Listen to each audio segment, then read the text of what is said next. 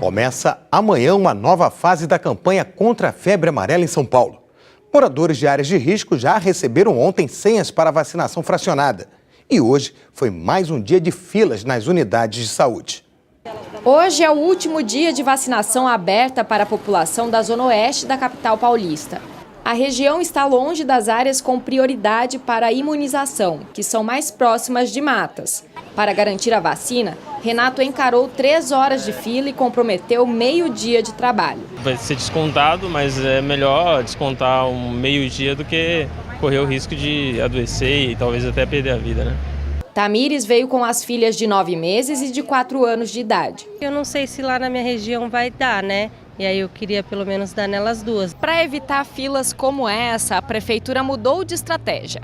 A partir de amanhã só vai ser vacinado quem tiver recebido uma senha em casa. A Mônica trabalha como agente comunitária na cidade de Tiradentes, na Zona Leste. Ela é uma das responsáveis por bater de porta em porta para distribuir senhas. Nossa região, a gente está recebendo muita gente de outras regiões que não mora aqui. E a nossa região, no momento, não está numa área de risco, mas poderá estar por ser uma área que nós temos a mata, no caso a mata da Parque da Consciência Negra, do Parque da Ciência, do Parque do Rodeio. Então a gente já vai fazer essa prevenção nos moradores da nossa região. Ontem a Flaviana recebeu uma senha para ser vacinada amanhã. Ela conta que já tinha tentado tomar a vacina contra a febre amarela. O povo estava pedindo declaração para quem ia viajar, e a gente chegava lá, não tinha mais vacina e estava difícil. Eu saía daqui da Tiradentes para ir lá na freguesia do Ó para tomar lá, e mesmo assim eu não conseguia. E se o agente passa, mas não encontra ninguém em casa? A gente tem um retorno de até 3 vezes vir bater na porta. Caso não encontre, a gente pede para a pessoa estar descendo na UBS. A gente vai tentar entrar em contato pelo telefone e ver se a pessoa pode descer para pegar a senha na própria UBS. Depois do zoológico da capital paulista, hoje foi o Zoo de Guarulhos, na região metropolitana de São Paulo, que decidiu fechar as portas depois que um sagui morreu devido à febre amarela. No Rio de Janeiro, a campanha de vacinação com a dose fracionada também começa amanhã em 15 municípios.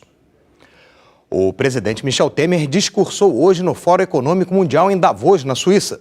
Ele mostrou otimismo com a economia brasileira e falou ainda sobre eleições e a importância das reformas. Foi a primeira atividade internacional do presidente Michel Temer em 2018 e também a primeira vez que participa do Fórum Econômico Mundial na Suíça.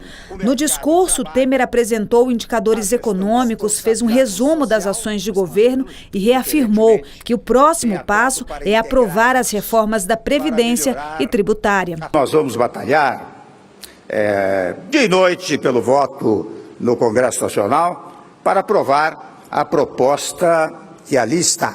Até o final do ano, também queremos promover a simplificação de nosso sistema tributário, exata e precisamente para facilitar a vida do empresário, do trabalhador, do cidadão brasileiro, enfim. No evento, que reúne cerca de 70 chefes de Estado e de governo, Temer também falou sobre as eleições deste ano e disse que a proximidade do pleito não ameaça as reformas e a recuperação da economia. O Brasil, que vai às urnas em outubro, sabe que a responsabilidade dá resultados. Traz equilíbrio de contas, crescimento e empregos.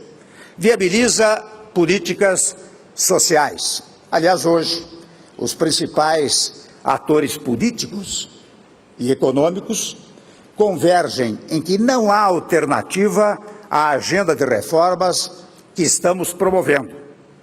O espaço para uma volta atrás é virtualmente inexistente. É a primeira vez em 4 anos que um presidente brasileiro discursa no encontro. Ainda hoje, Temer conversa com pelo menos 9 empresários na esperança de atrair investidores. E à noite, participa de um jantar oferecido pelo Fórum. O retorno ao Brasil está previsto para amanhã. Uma organização de apoio às crianças foi alvo de um atentado no Afeganistão hoje.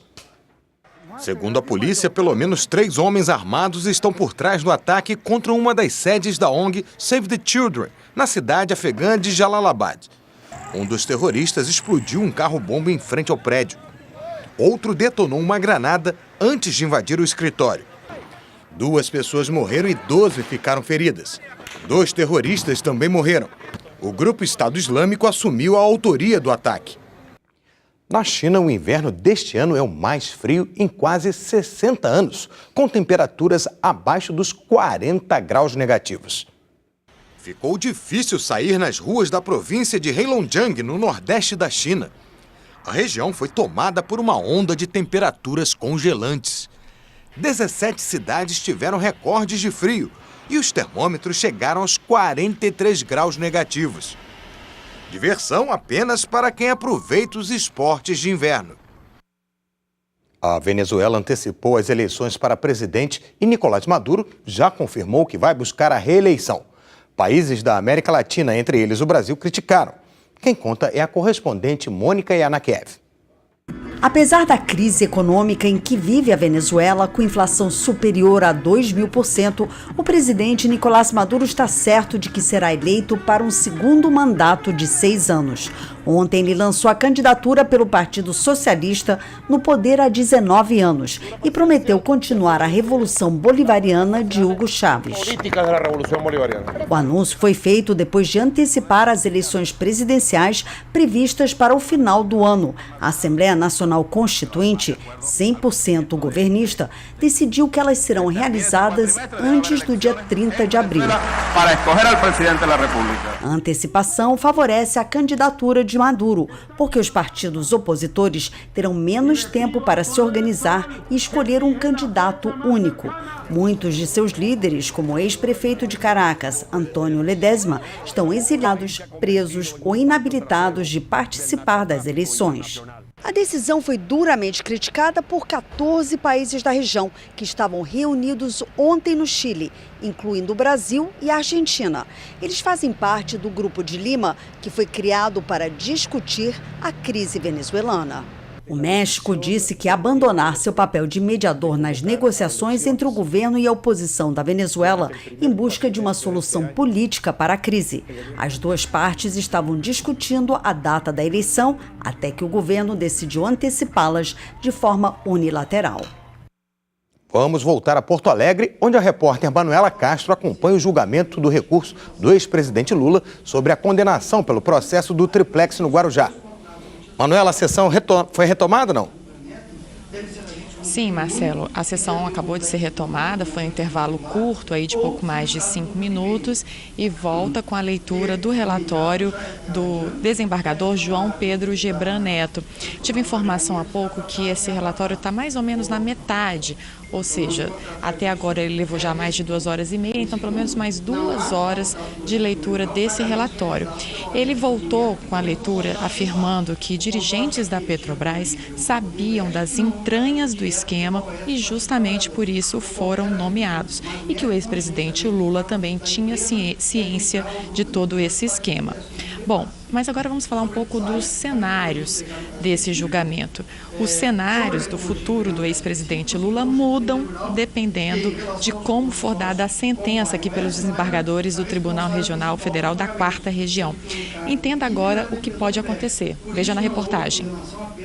O ex-presidente Lula foi condenado a 9 anos e 6 meses de prisão na primeira instância, mas não foi preso.